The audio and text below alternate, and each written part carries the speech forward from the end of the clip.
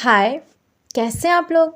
I hope आप सभी अच्छे होंगे और आई होप आपकी स्टडी भी बहुत अच्छी हो रही होगी। तो आज का जो हमारा टॉपिक जिस बुक को हम कंप्लीट करेंगे वो है हमारा BSOG 176 और बुक का नाम है हमारा इकोनॉमिक एंड सोसाइटी यानी कि अर्थव्यवस्था और समाज।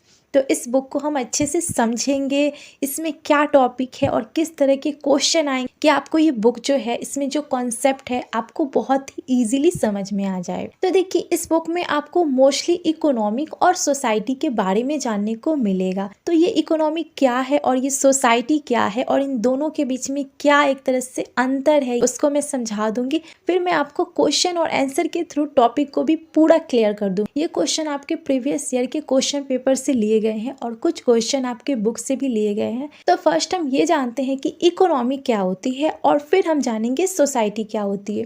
तो देखिए सिंपल लैंग्वेज में अगर मैं आपको बोलूँ इकोनॉमिक, तो देखिए हर देश का अपना इकोनॉमिक होता है यानी कि हर देश की अपनी अर्थव्यवस्था होती है। अर्थव्यवस्था का मतलब होता है कि कोई एक राष्ट्र है, वहाँ की जो धन संपत्ति या फिर वहाँ के जो लोग हैं वो एक तरह से बेरोजगार नहीं है, उनके पास काम है, वहाँ का जो भी एक तरह से सिस्टम है वो बहुत अच्छा है, मतलब लोगों को खाने पीने की कमी नहीं है, एक तरह से उनका कृषि भी बहुत अच्छा चल रहा है, उनका काम भी बहुत अच्छा से चल रहा है और उनकी इकोनॉमिक जो है वो बढ़ रही है। तो फर्स्ट इन दोनों का मतलब अर्थ और व्यवस्था, यानी कि अर्थ का मतलब होता है धन और व्यवस्था मीन्स प्रबंध, मैनेजमेंट आप बोल सकते हो। यानी कि अगर इनकम है उस देश की तो उस देश की मैनेजमेंट जो है धन को लेकर, पैसे को लेकर वो अच्छी है और अच्छी होगी तो वो देश जो है ग्रोथ करेगा, यानी कि वहाँ पर हर तरह के सोर्सेस है, किसी तरह की कमी नहीं है और ये जो देश है वो हर तरह से हर पर डेवलप हो रहा है। अब सोसाइटी का मतलब क्या होता है।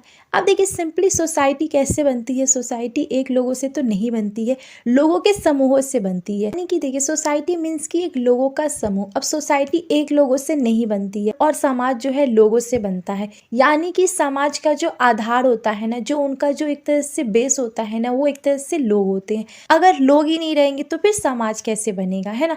तो समाज के सदस्य यानी कि समाज के जो मेंबर है, सोसाइटी के जो मेंबर है वो एक दूसरे के साथ एक तरह से संबंध बनाकर रहते हैं, है ना। बहुत तरह के हमें रिश्ते मिलते हैं, दोस्तों के, रिश्तेदारों के, अपनी फैमिली हो गए। तो इस तरह के संबंध को मिलाकर सभी को बांध कर एक तरह से सोसाइटी बनती है। तो ये सिंपली मैंने आपको कॉन्सेप्ट समझा दिया कि इकोनॉमिक और सोसाइटी का मतलब क्या होगा। इससे आपको टॉपिक को समझने में थोड़ी बहुत ईजी लगेगी, यानी कि आप पढ़ क्या रहे हो उसके बारे में भी तो आपको पता होनी चाहिए ना। और इस बुक में गाइज आपके टोटल 4 ब्लॉक दिए गए हैं और क्वेश्चन जो है इन चारों ब्लॉक से ही आते हैं। तो अब हम क्वेश्चन पे बात कर लेते हैं कि कौन कौन से क्वेश्चन को हमें करने हैं। ओनली गेस क्वेश्चन है, आप इसकी प्रैक्टिस कर सकते हैं और कॉन्सेप्ट को समझ सकते हैं और इससे मिलते जुलते ही आपके क्वेश्चन आएंगे। तो अगर आप थोड़ा सा दिमाग लगाएंगे तो इजीली आप कर लेंगे इस क्वेश्चन पेपर को भी। तो हमारा पहला जो क्वेश्चन दिया गया है जिसे आपको करना है कि what do you understand by economic and society. तो इकोनॉमिक और सोसाइटी से आप क्या समझते हैं उसको आपको एक्सप्लेन करके लिखना है या उसके बारे में लिखना है। तो फर्स्ट हम इंट्रोडक्शन को समझ लेते हैं कि इसका इंट्रोडक्शन क्या है। इस पॉइंट को आप यूज कर सकते हैं। तो देखिए सबसे पहले मैं अगर आपको समझाऊं तो इकोनॉमिक और सोसाइटी जो शब्द है ना, इसका बहुत ज़्यादा एक साथ यूज़ किया जाता है बिकॉज ये दोनों एक दूसरे के साथ बहुत ज़्यादा जुड़े हुए हैं, इसलिए इन दोनों शब्द का यूज़ किया जाता है।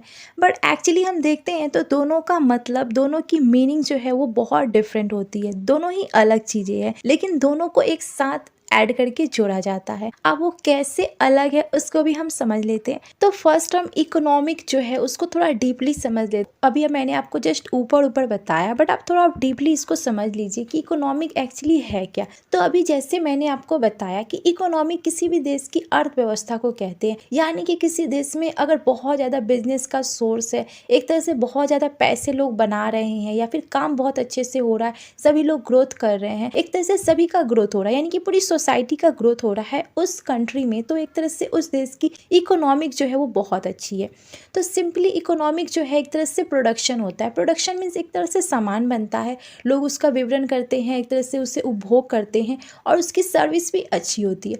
अब मान लीजिए कोई देश की एक तरह से बिजनेस बहुत अच्छा चल रहा है, लोग सामान भी बहुत खरीद रहे हैं और सामान खरीद रहे हैं तो पैसे भी बहुत ज़्यादा लोगों के पास पहुँच रहे हैं, यानी कि उस सरकार के पास पहुँच रही है और उस सरकार जो है एक तरह से उसी पैसे को उस देश की भलाई में लगा रही है। यानी कि सब एक दूसरे से जुड़े हुए हैं पर सभी लोग आगे बढ़ रहे हैं, ऐसे आप समझ सकते हैं। यानी कि उस देश की जो एक तरह से इकोनॉमिक है वो डेवलप हो रही है। जैसे कि अभी बहुत लोग बोल रहे हैं कि इंडिया की जो इकोनॉमिक है वो बहुत अच्छी हो रही है, दिन पर दिन बहुत चीज़ें चेंज हो रही है, तो एक अच्छी बात है। यानी कि जैसे जैसे आप अपने बिजनेस को फैलाएंगे, अच्छे प्रोडक्ट बनेंगे और वो प्रोडक्ट जो है ओनली उस कंट्री में नहीं, बाकी भी कंट्री में लोग उस प्रोडक्ट का यूज़ कर रहे हैं, तो वहाँ से भी पैसे आएंगे और प्लस आपके देश से भी पैसे आ रहे हैं और एक तरह से आपका बिजनेस डेवलप हो रहा है, आपकी सोसाइटी डेवलप हो रही है। तो इस तरह से इसका जो प्रोसेस है वो बहुत ही लंबा है। तो इसमें जब तक आपका प्रोडक्शन सही नहीं होगा, एक तरह से आपका जो प्रोडक्ट है उसका ट्रांजेक्शन जो है यानी कि उसका यातायात सही नहीं होगा, सभी चीज़ों को मैनेज करनी पड़ेगी, एक सिस्टम वे से करनी पड़ेगी और सही से मार्केट में भी सामानों को भी तो लाना पड़ेगा ना। तो आई होप आपको ये समझ में आ गया इकोनॉमी क्या है। अब हम आगे देखते हैं कि सोसाइटी, इसको भी हम अच्छे से थोड़ा डीपली समझ लेते हैं। तो अभी जैसे मैंने आपको बताया कि सोसाइटी मीन्स समाज। कोई भी समाज एक लोग से नहीं बनता है, बहुत सारे लोगों के ग्रुप से मिलकर बनता है। तो ये सिंपली जो है एक तरह से इंटरकनेक्टेड है, जो कि सोशल ग्रुप होते हैं, इंस्टीट्यूशन होते हैं और ये सभी मिलकर एक तरह से समुदाय यानी कि एक कम्युनिटी का निर्माण करते हैं। इसमें बहुत सारी चीज़ें होती है, इसमें हम कास्ट बोलते हैं, वर्ग बोलते हैं, वैल्यू बोलते हैं, इस तरह का लोगों का बिहेवियर, हम दूसरों से इंटरेक्शन करते हैं, रिलेशन बनाते हैं और इस तरह से हम एक सोसाइटी का निर्माण करते हैं जिसमें बहुत सारी चीज़ें आती है। एक तरह से वर्ग आती है, फैमिली आते हैं, एक तरह से समूह आती है। तो सिंपली सोसाइटी मीन्स होती है कि लोगों का एक समूह और उसको मिलाकर हम जब एक इंस्टीट्यूशन या फिर एक संसाधन या फिर हम एक समुदाय का निर्माण करते हैं हमें, यानी कि कोई भी चीज़ हम साथ में मिलकर ग्रो करते हैं, ऐसे आप समझ सकते। यानी कि अगर हम सिंपली बात करें, यानी कि देखिए ये दोनों ही बहुत ज़्यादा ज़रूरी है। यानी कि इकोनॉमिक और सोसाइटी दोनों ही चीज़ें अलग है पर दोनों एक दूसरे के बिना अधूरी है। यानी कि मान लीजिए किसी देश की इकोनॉमिक बहुत ज़्यादा अच्छी है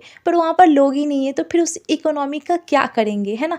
और कहीं मान लीजिए बहुत अच्छी सोसाइटी है पर वहाँ की इकोनॉमी की अच्छी नहीं है, तो फिर वो भी चीज़ें सही नहीं है। तो ये एक सिस्टमेटिक वे है जिसके थ्रू दोनों चीज़ें एक दूसरे से जुड़ी हुई है, एक अच्छा रिलेशन बनाई हुई है और इसी के थ्रू ये सारी चीज़ें जो है चलती रह रही है। इसमें चेंजेस भी होते हैं, एक तरह से डेवलपमेंट भी होती है। तो बेसिकली ये सारी चीज़ें हैं। और गाइज एक और बात मैं आपको बोल दूं कि अगर आपको ये नोट चाहिए या फिर आपको देखने में थोड़ी भी प्रॉब्लम हो रही है तो आई नो आप सभी मुझे कमेंट करेंगे, तो ये पीडीएफ जो है वो मैं टेलीग्राम पे अपलोड कर दूंगी, वहां से आप इसको लेकर इजीली आप इसको पढ़ सकते हैं। अब हम अगले क्वेश्चन में आते हैं। तो सेकेंड नंबर जो क्वेश्चन है, तो ये भी क्वेश्चन आपका इंपॉर्टेंट है। तो इसमें आपको करना है कि discuss the contribution of Karl Marx on economic sociology, यानी कि आर्थिक समाज पर कार्ल मार्क्स के क्या योगदान थे उसके ऊपर आपको डिस्कस करना है, यानी कि चर्चा करनी है। तो कार्ल मार्क्स जो है ये आपने पहले भी पढ़ा होगा, ये बहुत ही इंपॉर्टेंट है, स्पेशली पॉलिटिकल अगर आप पढ़ रहे हैं तो उसमें ये बहुत ज़्यादा इंपॉर्टेंट है। तो सबसे पहले आपको आंसर में इंट्रोडक्शन को लिखना है, तो आप अच्छे से समझिएगा, इसको मैं बहुत ही अच्छे से आपको समझा रही हूँ। तो सबसे पहले आपको इंट्रोडक्शन लिखना है और स्पेशली कार्ल मार्क्स से रिलेटेड कोई भी क्वेश्चन आए तो इंट्रोडक्शन में आप लिख सकते हैं कि कार्ल मार्क्स जो थे वो 19th सेंचुरी के एक बहुत ही ग्रेट बोल सकते हो एक फिलोसफर थे, जो कि जर्मन के रहने वाले थे। और ये फिलोसफर तो थे, साथ में इकोनॉमिस्ट, सोशियोलॉजिस्ट और रिवोल्यूशनरी सोशियोलिस्ट थे। इन्होंने बहुत सारे एक तरह से कंट्रीब्यूशन अपने पेश किए।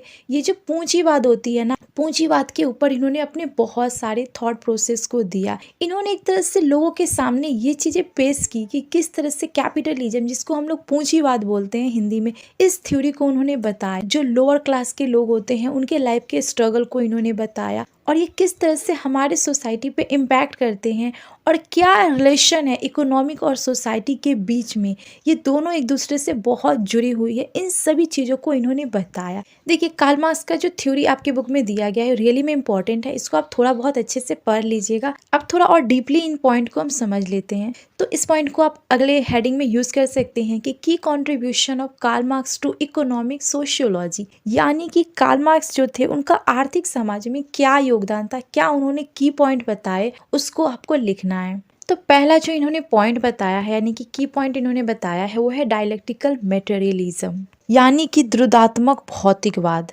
अब ये क्या है इसको मैं थोड़ा सा आपको समझा दे रही हूँ, फिर इस पॉइंट को हम समझते हैं। तो ये जो सिद्धांत है, ये दार्शनिक सिद्धांत है जिसे कार्ल मार्क्स ने इनके दोस्त फ्रेडरिक एंगल्स ने विकसित किया था। ये जो इन्होंने सिद्धांत यानी कि जो थ्योरी इन्होंने बताई थी, ऐसे आप बोल सकते हो कि ये निरंतर जो है एक तरह से विकसित प्रक्रिया है, यानी कि एक तरह से डेवलपमेंट प्रोसेस आप बोल सकते हो, जो कि एक तरह से हमेशा समय के हिसाब से ये बदलती रहती है और इसमें हमेशा चेंजेस होते रहते हैं। इस थ्योरी में उन्होंने लोगों को एक तरह से ऐसे दिखाया है कि जो है समाज जो है हमेशा बदलता है और जब कुछ चीज़ें जो है कंट्रोल में नहीं रहती है तो लोगों को उसका एक तरह से तर्क करना पड़ता है, उसके खिलाफ आवाज़ उठानी पड़ती है और ये जो है सोसाइटी में हमेशा बदलती रहती है। इस तरह का इन्होंने इसमें थॉट प्रोसेस दिया है। अगला जो इन्होंने थ्योरी बताई है वो भी इम्पॉर्टेंट है और इसको मैं शॉर्टली आपको समझा देती हूँ।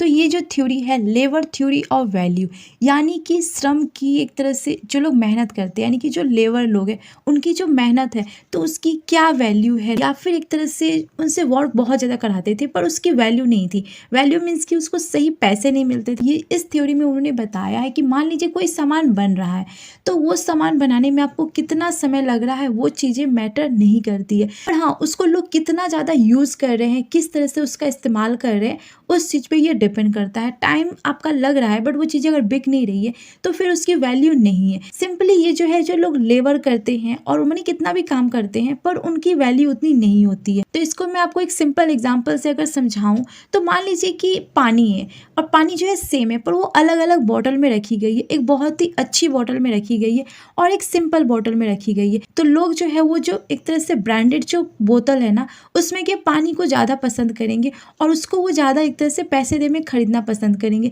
तो इस तरह से काम एक ही है, यानी कि आप काम तो सेम कर रहे हैं लेकिन वहाँ पर आपका जो प्रोसेस है, आपका जो थ्योरी है, आपका जो वैल्यू है वो अलग हो जा रही है। तो इस तरह से उन्होंने उस टाइम पूंजीवादी जो एक तरह से उस टाइम चल रही थी उसको उन्होंने हाईलाइट करके दिखाया है और इस रूल को उन्होंने आम जो लोग हैं ना, जो एक तरह से वर्कर है, जो लेबर है, उनके सामने इस तरह के तर्क को लोगों को सोचने पे मजबूर किया है। तो इस तरह की थ्योरी भी उन्होंने दी है। अगला जो इन्होंने थ्योरी बताई थी वो भी बहुत इंपॉर्टेंट है, जो कि है क्लास स्ट्रगल। तो ये क्लास स्ट्रगल किस तरह की थ्योरी है जो कि कार्ल मार्क्स ने बताई है, तो इसको भी हम लोग समझ लेते हैं। तो देखिए इस थ्योरी में भी उन्होंने बताया है कि किस तरह से जो नीचे वर्ग के लोग होते हैं ना, अभी जो मैंने आपको ऊपर बताया जो लेबर टाइप के लोग हैं, जो छोटे वर्ग के लोग हैं, तो उनको कितना स्ट्रगल करना पड़ता था, कितना ज़्यादा मेहनत करना पड़ता था, जबकि उनकी सैलरी जो थी वो बहुत ज़्यादा कम थी। तो इस चीज़ को उन्होंने बताया है कि मान लीजिए कि जो नीचे वर्ग के जो लोग हैं ना, जो लो लेवल के लोग हैं, जो दिन भर मेहनत कर रहे हैं लेकिन फिर भी उनको पैसा जो है बहुत कम मिल रहा है और एक तरह से वो पूरा दिन भी मेहनत करे फिर भी उनको उतना ही पैसा मिल रहा है, जबकि वो काम कर रहे हैं। पर उनसे जो काम करा रहा है ना, जो कि एक तरह से हम कैपिटलिज्म जिसको बोलते हैं, पूंजीवाद जो है, तो वो क्या कर रहा है, वो उसका मालिक है, यानी कि वो मेहनत कम कर रहा है लेकिन सारे पैसे उसके हाथ में है और उसमें से उसकी जितनी मर्जी होगी वो नीचे वर्ग के लोगों को देगा। तो इस चीज को भी इन्होंने बताया है कि उस टाइम जो है जितने भी एक तरह से पैसे वाले लोग हैं, जैसे मान लीजिए जिनके पास जमीन है, तो वो अपने उस जमीन में काम कराने के लिए वर्कर को रखते थे, लेबर को रखते थे और उनका मोटिव जो होता था प्रॉफिट कमाना, और जबकि उसमें से पैसे जो है बहुत ही कम, एक तरह से बहुत ही कम हिस्सा जो था वो लेबर लोग को देते थे। इस तरह से जो क्लास स्ट्रगल था उस टाइम बहुत ज़्यादा देखने को मिलता था। सिंपली आप ऐसे बोल सकते हो कि अभी के टाइम में देख लीजिए, जिसके पास नॉलेज है पैसा कमाने का वो ईजिली पैसे को कमा ले रहा है, और जो लोग के पास नॉलेज ही नहीं है तो वो एक तरह से कितनी भी मेहनत कर रहे हैं, पूरा दिन भी मेहनत कर रहे हैं, फिर भी उनका जो लाइफस्टाइल है वो सेम ही है, उसमें ज़्यादा फर्क नहीं पड़ रहा है। तो ये चीज़ें आप समझ सकते हैं। तो इस तरह से क्लास स्ट्रगल जो था पहले भी चल रही थी और अभी भी ये कंटिन्यूसली चल रही है। अगला जो इन्होंने थ्योरी बताया है वो है हमारा हिस्टोरिकल मैटेरियलिज्म, यानी कि ऐतिहासिक भौतिकवाद।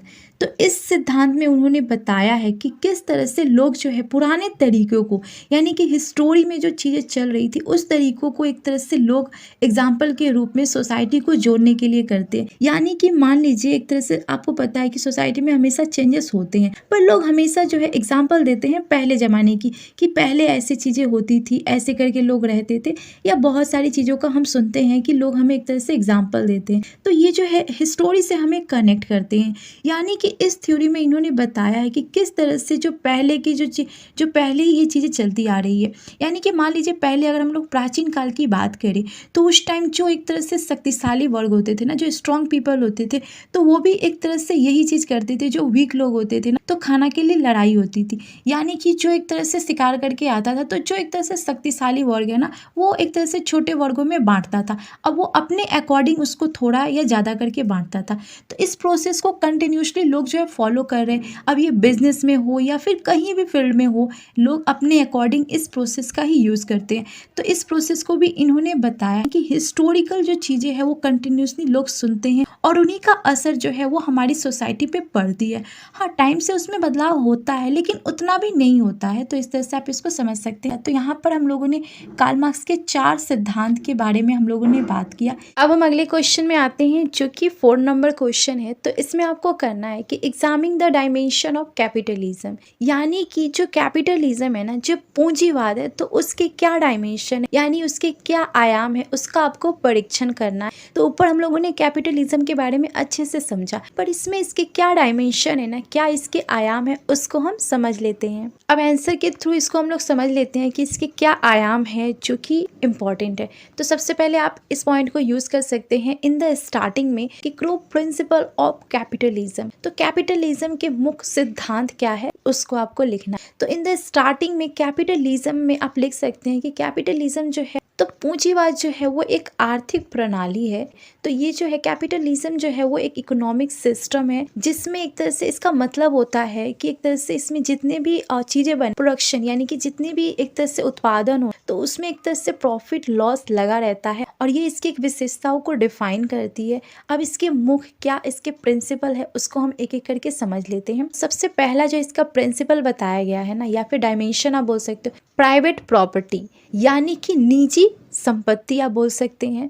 तो इसमें जो एक तरह से आप देखते हैं तो ये जो प्रिंसिपल है ये एक तरह से जो बिजनेसमैन होते हैं। अब मान लीजिए इसको मैं इजी वे में आपको बताऊं तो देखिए, कोई भी जब एक तरह से कोई भी एक तरह से फैक्ट्री जब ऑन होती है, कोई भी एक बिजनेस जब स्टार्ट होता है, तो उसका जो ऑनर होता है ना, उसका जो मालिक होता है ना, वो हर चीज को डिसाइड करता है। डिसाइड मीन कि वो हर चीज को कंट्रोल करता है। वो जो है प्रोडक्शन को देखता है, क्या रिसोर्सेस है और क्या अच्छी हम सर्विस दे सकते हैं, कितने हम प्रॉफिट अर्न कर सकते हैं, इन सभी चीजों का वो एक तरह से प्लानिंग तो करता है और साथ में इन सभी चीजों को कंट्रोल भी करता है। यानी कि किसी पर्सन ने अगर बिजनेस को स्टार्ट किया है तो सबसे पहले उसके हाथों में उस चीज का कंट्रोल होगा और उसको जैसे मन तैसे एक तरह से कंट्रोल कर सकता है। तो ये चीजें इसमें आती है, यानी कि इसमें एक तरह से प्राइवेट प्रॉपर्टी, निजी एक तरह से संपत्ति होती है। तो सबसे पहले इस पॉइंट को आप यूज कर सकते हैं। अगला जो इसके प्रिंसिपल दिए गए हैं वो है 2nd नंबर, यानी कि फ्री मार्केट्स।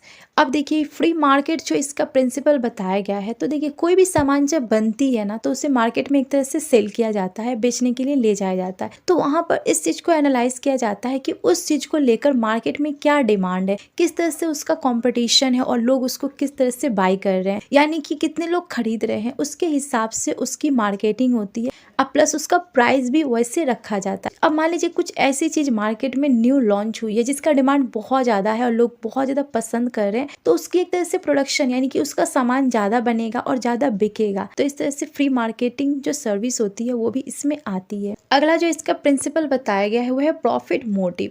अब देखिए, ये तो सिंपल है कि कोई भी बिजनेस जब स्टार्ट किया जाता है, तो ये तो सिंपल सी बात है कि कोई भी बिजनेस जब स्टार्ट किया जाता है तो उसका मेन जो फोकस होता है वो होता है प्रॉफिट। यानी कि हम कोई भी बिजनेस जब करते हैं तो हमारे मन में एक चाह होती है कि प्रॉफिट हो, हमारा काम भी अच्छा हो, और साथ में अगर प्रॉफिट नहीं होगी तो फिर किसी को भी कोई काम करने में मजा नहीं आएगा। और स्पेशली इन द बिजनेस में अगर आपको प्रॉफिट नहीं है तो फिर वो बिजनेस का कोई मतलब नहीं है और साथ में आपका मन भी नहीं करेगा उस चीज को करने का। तो प्रॉफिट मोटिव भी इसका एक एम। अगला जो इसके आयाम यानी कि इसके प्रिंसिपल बताए गए हैं वो है लिमिटेड गवर्नमेंट इंटरवेंशन। यानी कि देखिए, कोई भी जब कोई भी कंट्री की अगर हम लोग बात करते हैं तो वहां पर एक तरह से जो एक तरह से बड़ा बिजनेस है तो उसमें गवर्नमेंट का जो एक तरह से या फिर रोक टोक जो होता है वो थोड़ा सा कम होता है, क्योंकि अगर वो जो कंपनी है अगर उस देश की ग्रो कर रही है तो एक तरह से वो भी सपोर्ट करते हैं, तरह से नियम है ना वो सही से करे, यानी कि उसमें कुछ गलत नहीं है तो उसको रोके नहीं, क्योंकि वो पब्लिक का एक तरह से गुड, एक तरह से बेसिक चीजें अच्छी प्रोवाइड कर रहे हैं। तो ये चीजें इसमें आती है, यानी कि गवर्नमेंट का भी इसमें हस्तक्षेप जो होता है ना वो थोड़ा सा कम होता है। अब हम आगे देखते हैं। तो अगला जो पॉइंट है वो है हमारा डायमेंशन ऑफ कैपिटलिज्म। तो देखिए एक पॉइंट मैं आपको बता दूं कि पहले जो मैंने आपको बताया ना वो था इसके प्रिंसिपल, यानी कि जो कैपिटलिज्म है ना उसका मैंने प्रिंसिपल आपको बताया। तो आप प्लीज उसमें एक डायमेंशन को मत लिखिएगा, डायमेंशन मीन्स कि इसके आयामों को मत लिखिएगा, वो हम लोगों ने प्रिंसिपल पे बात किया। अब हम बात कर रहे हैं कि इसके प्रमुख आयाम क्या है उसको। तो आप इन दोनों चीज़ों को थोड़ा सा अलग करके लिखिएगा, एक में मिक्स मत करिएगा। तो सबसे पहले हम देख लेते हैं कि इसमें कौन कौन से डायमेंशन जो है वो इंक्लूड है, कौन कौन से शामिल है। तो सबसे पहला जो है ऑनरशिप। अब ऑनरशिप क्या होती है इसको भी आपको पता होगा। तो ऑनरशिप, मान लीजिए कि आप किसी प्रोडक्ट को बना रहे हैं, उस कंपनी के या फिर उस बिजनेस के आप मालिक है, तो वो आपका एक तरह से ऑनरशिप हो गया। अब इसमें जो लोग इन्वेस्ट करते हैं तो वो जो है एक तरह से डिवाइडेड हो जाती है, और जिसके पास जितने आप शेयर बोल सकते हो, जैसे आपने शेयर मार्केट में सुना होगा कि जितने शेयर जो लोग खरीदते हैं और एक तरह से शेयर ज़्यादा आ जाता है, यानी कि उसकी हिस्सेदारी जो होती है उसके पास ज़्यादा आ जाती है। तो इस तरह से ये ऑनरशिप होती है जो कि एक तरह से लीड करते हैं वो लोग जिनके पास ज़्यादा शेयर होते हैं। अगला जो इसके आयाम है, यानी कि इसके जो डायमेंशन है वो है हमारे कंपटीशन। अब देखिए कंपटीशन तो होगा ना। अब मान लीजिए कि एक कंपनी तो है नहीं ना मार्केट में, बहुत सारी कंपनी है, अभी बहुत सारी सिमिलर कंपनी भी है जो कि सेम प्रोडक्ट को बनाती है, पर उसमें भी कुछ चीज़ें अलग हो जाती है। तो वो एक तरह से कंपटीशन, और ये भी जो चीज़ें हैं बहुत ज़्यादा इंपॉर्टेंट है मार्केट में। इससे क्या होता है कि चीज़ें और बेहतर बनती है, और एक तरह से कंपटीशन ना हो तो फिर वो चीज़ जो इम्प्रूवमेंट नहीं हो सकती है। तो कंपटीशन भी होनी चाहिए, या फिर इसके आयाम में आप इसको काउंट कर सकते हैं। अगला जो इसके आयाम में काउंट कर सकते हैं वो है डिस्ट्रीब्यूशन ऑफ वेल्थ, यानी कि एक तरह से जो पैसे हैं, जो वेल्थ है ना, जो मनी है, तो किस तरह से लोगों में बटी होती है। बटी मीन्स कि आप देख सकते हैं कि वही जितने जो कंपनी का प्रॉफिट होता है तो उसके अकॉर्डिंग जितने लोग उसमें पैसे डाले होते हैं तो उनके हिसाब से वो प्रॉफिट बढ़ता है, और सभी में वो एक तरह से बढ़ते हैं जो जो उसको खरीदे हुए होते हैं। तो इस तरह से ये एक तरह से वेल्थ भी जो है वो बटा हुआ होता है। ये सब बेसिक पॉइंट है जिससे आप सिर्फ नोट याद कर लेंगे, बाकी आप बनाकर भी लिख सकते हैं। अब अगला जो इसका आयाम है जो कि मोस्ट इम्पॉर्टेंट है वो है हमारा सोशल एंड इन्वायरमेंटल इम्पैक्ट।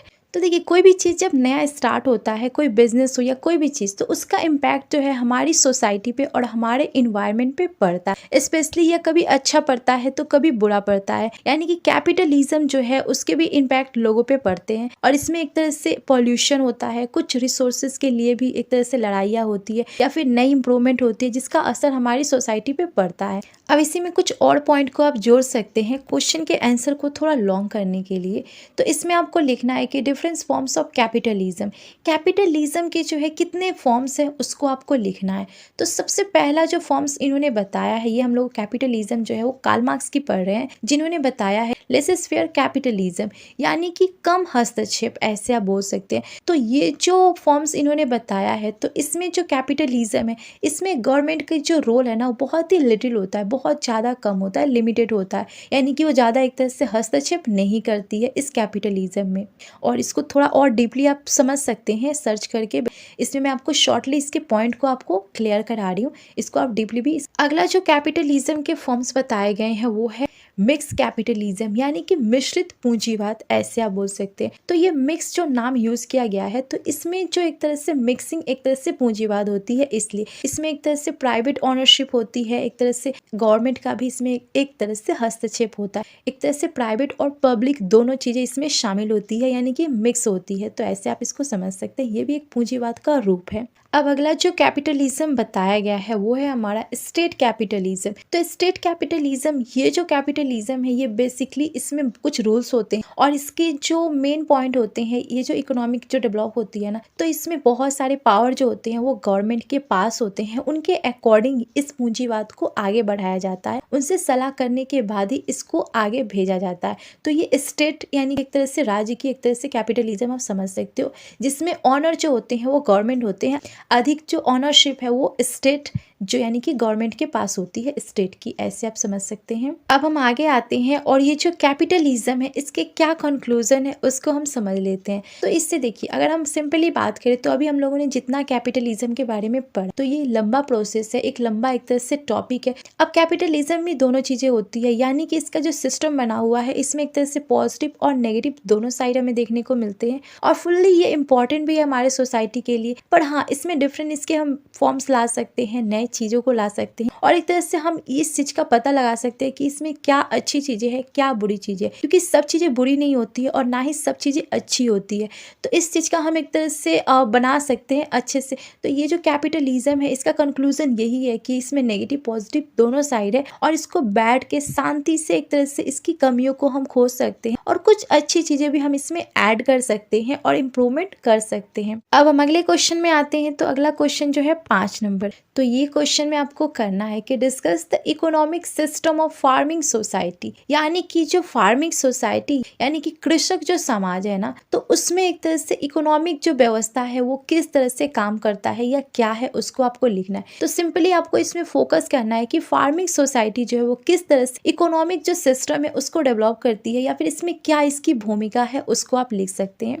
तो आंसर के थ्रू हम लोग बात कर लेते हैं। तो देखिए फार्मिंग इसमें पॉइंट को इसलिए इंक्लूड किया गया है बिकॉज फार्मिंग में जो है हमारे देश की या हर देश की एक तरह से इकोनॉमिक में बहुत बड़ा इसका हाथ होता है। तो सबसे पहले आंसर में आप इंट्रोडक्शन यूज कर सकते हैं यानी कि परिचय में। तो देखिए सिंपली अगर हम लोग बोले, अगर हम लोग अपनी लैंग्वेज में समझते हैं तो फार्मिंग जो है, जो खेती बाड़ी है, तो बहुत ज्यादा अपना इम्पोर्टेंट रोल निभाते हैं इकोनॉमिक सिस्टम में, स्पेशली हर देश की, चाहे इंडिया हो या कोई भी कंट्री हो। आप देखिए कोई भी देश की जो इकोनॉमिक तभी डेवलप होती है जबकि वहाँ पर अच्छे से कृषक हो, अच्छे से वहाँ पर खेती बाड़ी, खाने की कमी ना हो, डिफरेंट टाइप के फूड हमें मिले, यानी कि हर सीजन में हमें एक तरह से खाने की कोई मुश्किल ना हो। ये एक तरह से प्राइमरी सोर्स होता है चीजों को बनाने का या फिर एक देश को डेवलप होने का। तो इसमें कौन कौन सी एक्टिविटीज है उसको हम एक एक करके समझ लेते हैं। तो देखिए सबसे पहले आपको लिखना है, तो इस पॉइंट को आप ऐड कर सकते हैं कि की features of farming society economic system, यानी कि कुछ ऐसे की पॉइंट जो हम बात करेंगे जो कि फार्मिंग सोसाइटी और एक तरह से इकोनॉमिक जो व्यवस्था है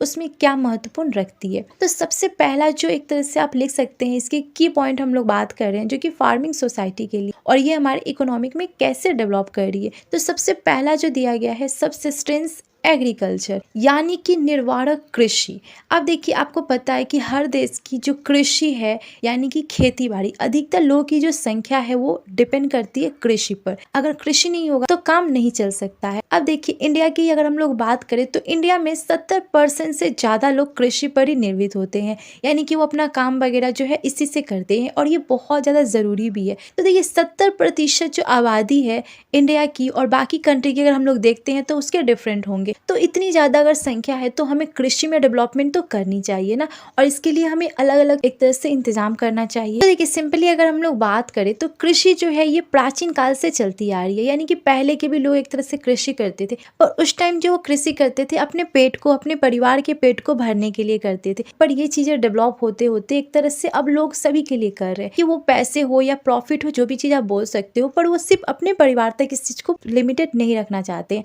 इसकी अच्छी प्रोडक्टिविटी हो कि हमारा देश भी इकोनॉमिक क्षेत्र में आगे बढ़े और एक तरह से दूसरे देश को भी इससे लाभ हो। तो इस तरह के एग्रीकल्चर भी अभी के टाइम में डेवलप हो रहे हैं। तो ये इसके पहले की पॉइंट है। अगला जो इसके की पॉइंट है वो है हमारा लिमिटेड स्पेशलाइजेशन, यानी कि सीमित इसकी विशेषज्ञता आप बोल सकते हैं। तो इसमें भी एक तरह से अपने एक्टिविटीज को आपको नए ऐड करने पड़ते हैं और साथ में एक तरह से पुराने को भी आपको लेकर चलना पड़ता है। तो कुछ लोग इसमें देते हैं, मतलब एक तरह से सीखते हैं इस चीज को अच्छे से। अगला जो इसके की पॉइंट है वो है 3 नंबर, जो कि है लोकल मार्केट्स। आप देखिए कोई भी आप अगर प्रोडक्ट बना रहे हैं तो उसको बेचने के लिए आपको एक अच्छी सर्विस चाहिए, और सर्विस तभी हो सकती है जब आपका लोकल जो मार्केट है, यानी कि आपके पास के जो मार्केट है वो अच्छी हो, जहाँ पर आप अच्छे से अपना प्रोडक्ट सेल कर सके, और तब जाके आपकी जो मनी होगी, आपका जो पैसा होगा तभी आपके पास आए, क्योंकि सामान बिकेगा ही नहीं तो फिर पैसा कैसे आएगा। तो इसके लिए लोकल मार्केट या कोई भी मार्केट होना जरूरी है, तभी जाके आप अपने सामान को बेच सकते हैं, एक्सचेंज कर सकते हैं या फिर इसको डेवलप कर सकते। अगला जो इसके की पॉइंट दिए गए हैं वो है कम्युनल लैंड ऑनरशिप। तो देखिए ये जो लैंड ऑनरशिप होती है कि इसका स्ट्रक्चर जो होता है वो थोड़ा सा डिफरेंट होता है, पर फिर भी इसमें जो कम्युनिटी के जो लोग हैं ना, जो ओनरशिप भी है, तो वो भी मिलकर काम करते हैं और एक तरह से राइट डायरेक्शन में काम करते हैं। अगला जो इसके की पॉइंट बताए गए हैं वो है सिंपल इकोनॉमिक इंस्टीट्यूशन, यानी कि कुछ ऐसे सिंपली इंस्टीट्यूशन भी होने चाहिए जहाँ पर सिस्टम जो है वो फाइनेंशियली अच्छा हो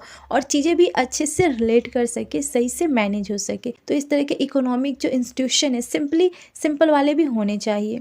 अब इसी में हम कुछ और पॉइंट भी जान लेते हैं, जो कि हमारा evolution of farming society economic system, यानी कि कृषक समाज को आर्थिक प्रणालियों में किस तरह से प्रणालियों का विकास कैसे होता है, कौन कौन सी चीज़ें इसमें ज़रूरत होती है। सबसे पहला जो इसमें दिया गया कमर्शलाइजेशन ऑफ एग्रीकल्चर, यानी कि देखिए प्रोडक्टिविटी जो होती है एक तरह से शिफ्ट होती है। अब देखिए कोई भी चीज़ बनता है तो उसका जो अधिकतर जो मार्केटिंग होती है वो बाजार में ही होगी, घर पे तो आप चाहोगे तो नहीं होगा ना। तो ये चीज़ इसमें आती है कि आप अगर एग्रीकल्चर कर भी रहे हो, यानी कि आप फसल अच्छा पैदा कर रहे हो, तो वो जो चीज़ें हैं वो अच्छी बननी चाहिए, यानी कि वो जो है उसके मार्केटिंग होनी चाहिए। अगला जो इसमें पॉइंट दिया गया स्पेशलाइजेशन एंड ट्रेड, यानी कि जो चीज़ें हैं विशेषकर चीज़ें जो है या व्यवसाय जो है, तो इसमें भी बहुत सारी चीज़ें जो है वो हमारे इकोनॉमिक को डेवलप करती है। जैसे कि हम डिफरेंट टाइप की चीज़ें हाथ से बनाते हैं, नए हम एक्टिविटीज़ को इंक्रीज करते हैं, चीज़ों को और ज़्यादा हम अच्छा बनाते हैं। अगला जो दिया गया है वो है हमारा मॉनेटरी सिस्टम। तो ये जो सिस्टम जब डेवलप हो जाता है तो इसमें चीज़ों का जो लेन देन होता है ना वो ईजिली हो जाता है, ज़्यादा टफ नहीं होता है मॉनेटरी सिस्टम के थ्रू। तो ये भी हमारे कृषक में बहुत ज़्यादा फायदेमंद हो जाता है। अब हम आगे देखते हैं, तो ये पॉइंट भी इम्पॉर्टेंट है जिसको आप इसमें ऐड कर सकते हैं, वो है हमारा farming societies face several challenges in the modern world including. तो अभी के टाइम में जो कृषक जो सोसाइटी है ना, जो एक तरह से खेती बाड़ी करती है, तो उनको क्या क्या जो चैलेंजेस है, क्या चुनौतियाँ उनको फेस करनी पड़ रही है, इसलिए अभी यानी कि आधुनिक जो दुनिया है ना हमारी उसमें, क्योंकि पहले के जो टेक्निक थे ना, जो कृषि करने के जो तरीके थे वो बहुत ही अलग थे, लेकिन अभी जो चीज़ें हैं बदल रही है और किसान जो है खुद को अपडेट नहीं करेंगे तो फिर ये चीज़ें सही से नहीं होगी, ना ही हमारी कृषि अच्छे से होगी और ना ही ये चीज़ें अच्छे से मैनेज होगी। तो अभी के टाइम में क्या चीज़ें जो है जो कृषक समाज है उनको फेस करनी पड़ रही है वो हम जान लेते हैं। तो सबसे पहला जो उनको प्रॉब्लम फेस करनी पड़ रही है वो है ग्लोबलाइजेशन और कंपटीशन। अब देखिए आपको पता है अभी हमारा जो एनवायरनमेंट है वो ग्लोबलाइजेशन जो प्रॉब्लम है उससे कितना ज़्यादा परेशान है। देखिए अब इसको मैं सिंपली बताऊं तो अभी के टाइम में इतना जो हीट हो रहा है ना, यानी कि तापमान जो बढ़ रहा है ना, वो हमारे लिए एक तरह से प्रॉब्लम क्रिएट कर रहा है और प्रॉब्लम हमारे साथ साथ जो कृषक है ना, जो खेती बाड़ी करते हैं उनको भी बहुत ज़्यादा हो रही है। प्लस इतने सारे जो कंपटीशन हो गए, इतनी सारी जो इंडस्ट्री हो गई है ना, जिससे हमारा इकोनॉमिक तो आगे बढ़ रहा है और साथ में चैलेंजेस भी बहुत ज़्यादा हमें फेस करनी पड़ रही है। और स्पेशली जो लोग कृषि पुराने ट्रेडिशन रूप से करते आ रहे हैं उनके लिए भी प्रॉब्लम है कि अभी के टाइम में चीज़ें बहुत ज़्यादा विकसित हो रही है, टेक्नोलॉजी आ जा रही है हर फील्ड में, तो फिर जो लोग खुद को अपडेट नहीं करेंगे तो फिर उनका जो काम है सही से नहीं होगा, और अगर वो लोग ही सही से काम नहीं करेंगे तो फिर वो कंट्री कैसे आगे बढ़ सकती है। तो ये भी एक तरह से उनको प्रॉब्लम फेस करनी पड़ रही है अभी के टाइम में।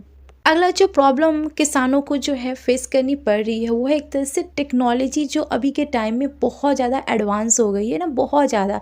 तो ये जो चीज़ें हैं सही से अभी अपडेट नहीं हो पा रही है, उन लोगों के पास वो नॉलेज नहीं पहुंच पा रही है, जिस चलते उनको सही से खेती नहीं कर पा रहे हैं और ना ही वो सही से चीज़ों को एनालाइज कर पा रहे हैं। तो ये भी एक प्रॉब्लम क्रिएट हो जा रही है। जो लोग पहले ट्रेडिशन तरीके से जो खेती बाड़ी करते थे तो इसके लिए भी नॉलेज चाहिए ना, और इसके लिए हमें उन्हें प्रैक्टिकल ट्रेनिंग देनी पड़ेगी, उनको अपडेट करना पड़ेगा, तब जाके वो टेक्निकल जो चीज़ें हैं उनका सही से बेनिफिट उठा सकते हैं कृषि के फील्ड में भी।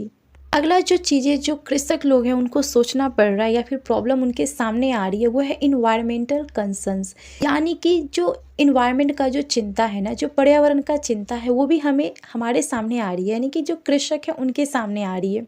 तो देखिए अभी के टाइम में अगर हम अपने एग्रीकल्चर में कुछ प्रैक्टिकल नीड के साथ हम कुछ ऐसी चीज़ों को अगर हम अडॉप्ट नहीं करते हैं जो कि इन्वायरमेंट के लिए भी सही हो और साथ में हमारा जो एक तरह से जो कृषि है वो भी सही से हो, से भी जो कृषक समाज है ना उनको चिंता है ऐसी चीज़ों को वो लॉन्च करे या फिर यूज करे जो कि पर्यावरण को भी नुकसान ना पहुँचाए और सही से काम भी हो सके।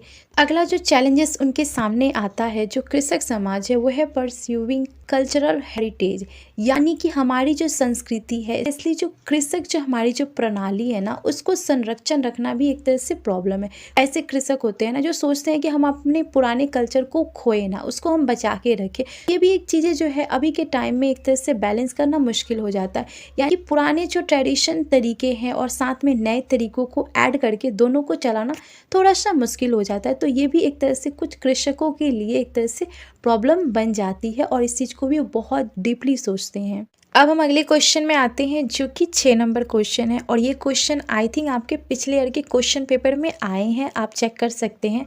तो इसमें आपको करना है कि hunting examining the primary method of economic in a food gathering society, यानी कि शिकार एक भोजन एकत्रित करने वाले जो समाजों के जो अर्थव्यवस्था है ना, उनके प्राथमिक विधियों का आपको परीक्षण करना है। यानी कि फूड गैदरिंग जो होती है उसमें क्या मेथड है ना, क्या तरीके हैं, तो प्राइमरी तरीके जो है उसका आपको निरीक्षण करना है, एक तरह से एग्जामिन लेना है। अब इस मेथड को आपको मैं समझाने से पहले आपको मैं सिंपल में इसको थोड़ा इसके बेसिक पॉइंट को बता देती हूँ, फिर आंसर के थ्रू हम लोग बात करेंगे। तो देखिए, ये जो फूड गैदरिंग होती है ना, तो स्पेशली ये जो फूड गैदरिंग जो सोसाइटी होती है ना, तो पुराने ज़माने में इसको आप कृषक नहीं मान सकते हैं।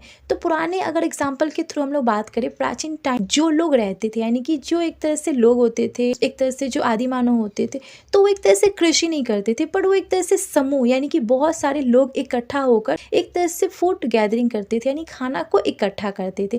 और उसके लिए वो डिफरेंट तरीकों का यूज़ करते थे। कुछ लोग पेड़ पौधे के पत्तियों को इकट्ठा करते थे, फलों को इकट्ठा करते थे, मछलियों को, एक तरह से पानी में से वो अनेक तरह के जीवों को इकट्ठा करते थे या जानवरों को इकट्ठा करते थे, और बाद में जाके वो खानों को डिवाइड कर देते थे और एक दूसरे में बांट लेते थे। यानी कि वो पूरी तरह से जो है वो खाने के लिए प्रकृति पर निर्भर रहते थे। इस तरह से वो गैदरिंग होकर एक तरह से खाना को इकट्ठा करते थे। तो ये तो मैंने सिंपली अपनी लैंग्वेज में आपको समझाया कि फूड गैदरिंग होती क्या है। अब हम इस आंसर के थ्रू समझ लेते हैं कि अब देखिए, इस पॉइंट में भी बहुत अच्छे से एक्सप्लेन किया गया है, जिसे आप नोट आउट कर सकते हैं।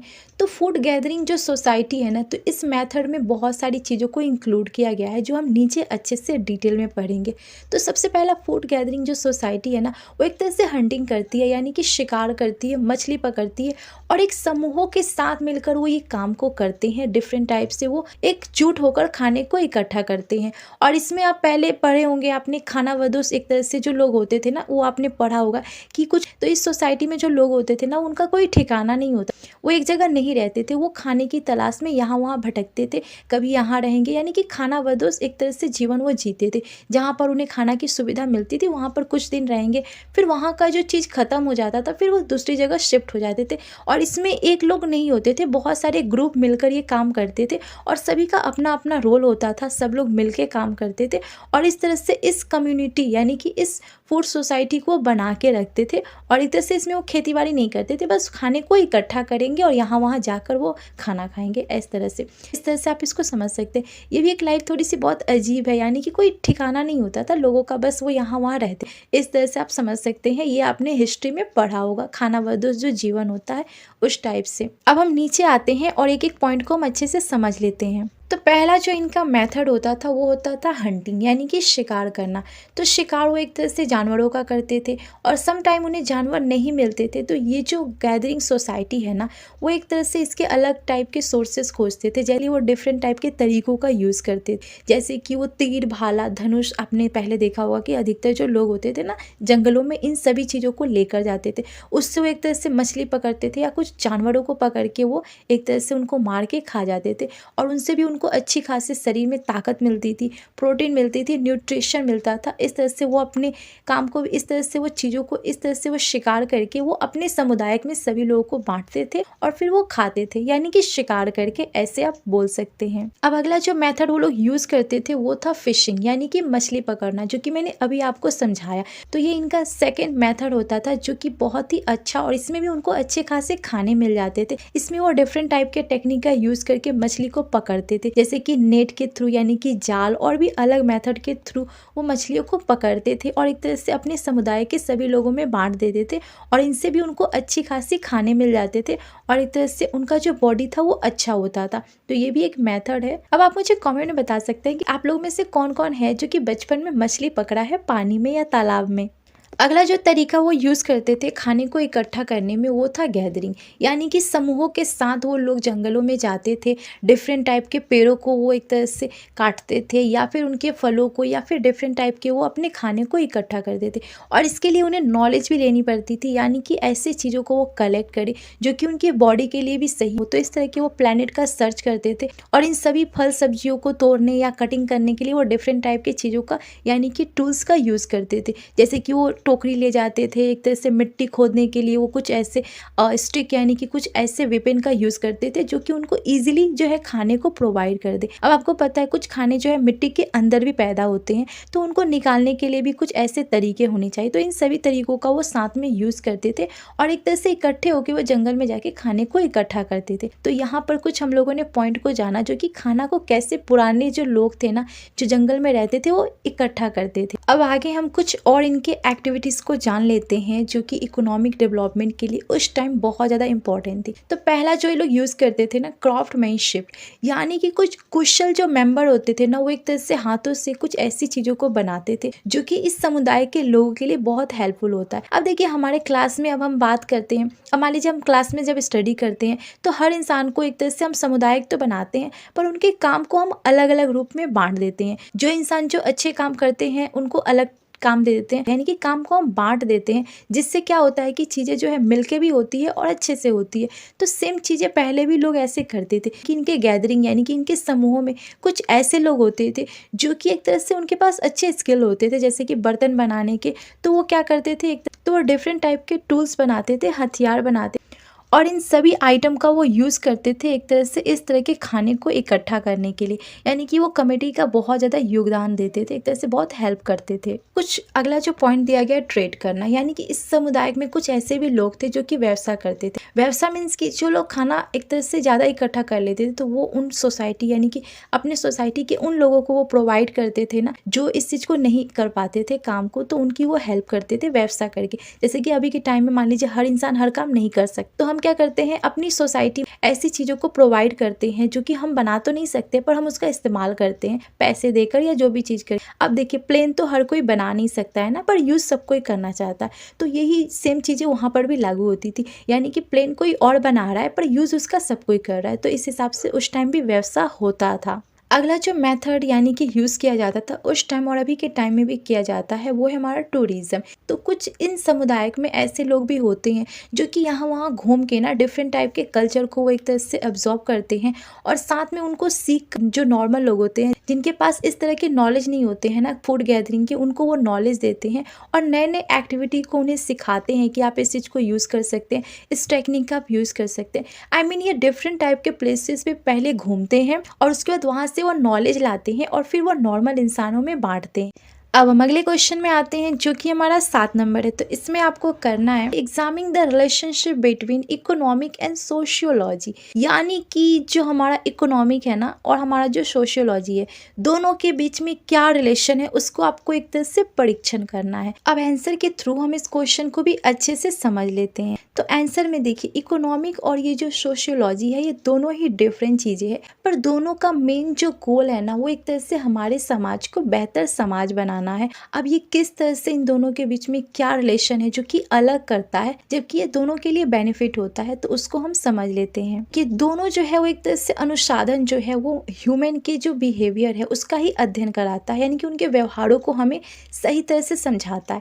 लेकिन दोनों के काम जो है वो डिफरेंट है। अर्थशास्त्र जो है वस्तुओं को और सेवाओं को उत्पादन करता है, यानी कि इकोनॉमिक जो चीज़ें हैं और विवरण करता है, उपभोग करता है और हमारा ध्यान जो है इनकी ओर केंद्रित करता है, जबकि हमारा जो सोशियोलॉजी है वो मानव व्यवहार को आकार देने में और हमारी संरचनाओं को स्थापित करने में ये एक प्रोसेस के रूप में काम करता है। अब सिंपली मैं अगर आपको बताऊं तो ऊपर वैसे मैंने आपको समझाया है दोनों के बीच में, पर दोनों में यही एक तरह से सिमिलर चीज़ें हैं कि दोनों एक दूसरे के बिना सही से मैनेज नहीं हो पाएंगे। अब समाज नहीं होगा तो फिर इकोनॉमिक चीज़ें होकर क्या करेगी। अब मान लीजिए समाज भी हो लेकिन इकोनॉमिक जो चीज़ें हैं ना किसी कंट्री की वो अच्छी नहीं है, तो फिर वो समाज भी सही से नहीं हो पाएगा। यानी कि दोनों ज़रूरी है पर दोनों के काम थोड़े अलग हो सकते हैं। अब हम आगे देखते हैं तो इस पॉइंट को भी आप इसमें ऐड कर सकते हैं कि this are several area where economic and sociologies overlap, यानी कि ऐसे कई एरिया है जहाँ पर अर्थशास्त्र या फिर जो समाज शास्त्र दोनों एक दूसरे को ओवरलैप करते हैं। तो वो कौन कौन से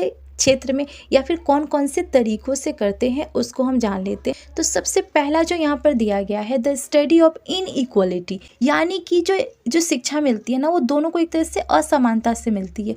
तो वो किस तरह से है, अब मान लीजिए, अब इसको हम ऐसे सिंपली समझ सकते हैं कि दोनों का पर्पस जो है वो सेम ही है कि एक तरह से डेवलप करना, पर ये चीज़ें जो है सम टाइम डिफरेंट टाइप की हो जाती है। अब दोनों में देखिए चीज़ें जो है इनकम को बढ़ाना है, स्टडी में एक तरह से ग्रोथ लानी है, चीज़ों को और ज़्यादा अच्छे से क्लियर करके लोगों तक पहुँचानी है, पर इसमें सम टाइम प्रॉब्लम हो जाती है ना कि असमानता एजुकेशन पहुँचती है लोगों के सामने। तो ये चीज़ें जो है एक तरह से प्रॉब्लम क्रिएट कर देती है, जैसे कि लोगों को सही से एजुकेट नहीं कर पाती है। मान लीजिए जो सोसाइटी, तो वहाँ पर जो क्लास यानी कि वर्क का प्रॉब्लम आ जाता है, समटाइम जेंडर का प्रॉब्लम आ जाता है, इन सभी चीज़ों को लेकर जो है सही से चीज़ें पहुँच नहीं पाती है। तो दोनों की नॉलेज देना ना ज़रूरी होती है और दोनों ही एक दूसरे से जुड़ी, तो ये चीज़ें जो है बहुत ज़्यादा इंपॉर्टेंट है। तो ये डिफरेंट टाइप के यानी कि एजुकेशन के फील्ड में भी ये करती है असमानता करके। अगला जो पॉइंट है यानी कि जो इसको ओवरलैप करता है वो है स्टडी ऑफ मार्केट। तो स्टडी ऑफ मार्केट यानी कि बाजार का अध्ययन जो है वो एक दूसरे को कैसे ओवरलैप करते हैं उसको भी हम समझ लेते हैं। जो अर्थशास्त्र है ना यानी कि जो इकोनॉमिक है और ये जो समाज शास्त्र है यानी कि हमारा जो सोशियोलॉजी है, दोनों का जो अध्ययन है ना, दोनों की स्टडी जो है बाजार के काम को लेकर ही है। जो इकोनॉमिक है वो अध्ययन करता है, वो स्टडी करता है कि कीमतें किस तरह से निर्धारित की जाए और बाजार में जो है क्या संसाधन यानी कि क्या रिसोर्सेस है। जबकि ये जो समाज शास्त्र है ना यानी कि सोशियोलॉजी है, ये एक तरह से स्टडी करता है कि समाज में किस तरह से नेटवर्क है, क्या एक तरह से व्यवहार है, क्या बिहेवियर है। ये जो चीज़ें हैं दोनों एक दूसरे को एक तरह से कंट्रोल करती है और दोनों ही एक तरह से एक दूसरे को ओवरलैप करती है, ऐसे आप समझ सकते हैं। अगला जो इसमें ओवरलैप करते हैं यानी कि तरीके जो है म्यूचुअल बेनिफिट। आप देखिए ये दोनों चीज़ें जो है दोनों के बीच में अच्छे से कॉम्बिनेशन तो है, पर दोनों काम जो डिफरेंट टाइप से करती है। पर यहाँ पर अगर हम लोग इसका बेनिफिट उठा सकते हैं तो दोनों के अध्ययन करके हम दोनों को एक तरह से मिक्सिंग करके हम दोनों का अध्ययन करके एक तरह से बेनिफिट उठा सकते हैं और एक अच्छे से अंडरस्टैंडिंग करके हम इकोनॉमिक सोशियोलॉजी दोनों चीज़ों को हम समझ के, दोनों को बिहेवियर को हम समझ के एक अच्छी हम एक तरह से इनकम जनरेट कर सकते हैं, यानी कि फ़ायदा हम कर सकते हैं। कुछ पॉइंट के थ्रू हमें एक तरह से पता चलता है कि किस तरह से दोनों एक दूसरे को ओवरलैप करती है, यानी दोनों के बीच में रिलेशन है पर दोनों अलग तरीके से काम करती है। अब हम आगे देखते हैं, तो आगे हमारा कंक्लूजन है, तो कंक्लूजन को भी हम समझ लेते हैं। तो देखिए इन दोनों का रिजल्ट यही निकलता है कि इकोनॉमिक या फिर जो सोशियोलॉजी है दोनों एक दूसरे को बहुत हद तक एक दूसरे से कनेक्ट है और साथ में दोनों को हम एक तरह से दोनों की चीज़ों को अगर हम समझते हैं तो हम ह्यूमन बिहेवियर को समझ सकते हैं और एक तरह से अच्छे से हम एक साथ मिलकर काम कर सकते हैं अगर दोनों का बैलेंस हम अगर रखते हैं तो। अब देखिए अगर आपको पृथ्वी पे रहना है तो आपको सोसाइटी के साथ भी रहना है और साथ में अपनी इकोनॉमिक चीज़ों को भी आपको बैलेंस करना है, उसको भी डेवलप करना है, उससे भी आपको चीज़ों को सीखना है, तभी जाके आप यहाँ पर सफ़र कर पाएंगे, अदरवाइज आप यहाँ पर नहीं रह सकते हैं। तो ये दोनों चीज़ों को अगर हम अच्छे से बैलेंसिंग करके अंडरस्टैंडिंग करके चीज़ों को आगे बढ़ाते हैं तो हम एक अपनी लाइफ को अच्छा शेप दे सकते हैं और एक अच्छी लाइफ जी सकते हैं। यानी कि दोनों की नॉलेज अगर हम सही से रखते हैं और डेवलप करते हैं तो हम एक अच्छी लाइफ और एक अच्छी सोसाइटी हम क्रिएट कर सकते हैं, इकोनॉमिक को हम डेवलप कर सकते हैं। तो सिंपली इस तरह से आप इसको समझ सकते हैं। मैंने इन क्वेश्चन को बहुत जल्दी रेडी किया बिकॉज आपके एग्जाम में टाइम बहुत ही कम बचा हुआ है और मुझे और इसमें क्वेश्चन कुछ ऐड करने थे बट उसमें मुझे और टाइम लगता बिकॉज आंसर को भी मुझे आपको प्रोवाइड करनी थी। तो अपने हिसाब से मैंने आपको समझाने की कोशिश की। आई होप आपने कॉन्सेप्ट समझ लिया है और क्वेश्चन कहीं से भी आए आप थोड़ा सा दिमाग लगा के अगर आपने कॉन्सेप्ट समझ लिया है इकोनॉमिक और सोशियोलॉजी तो आप बनाकर भी खुद से लिख सकते हैं और आई होप आपके एग्जाम अच्छे जाएंगे। मेरी ओर से आपको all the best and thanks for watching this video. और इस वीडियो से आपको थोड़ी भी हेल्प मिले तो please like, comment and please subscribe this channel and bye.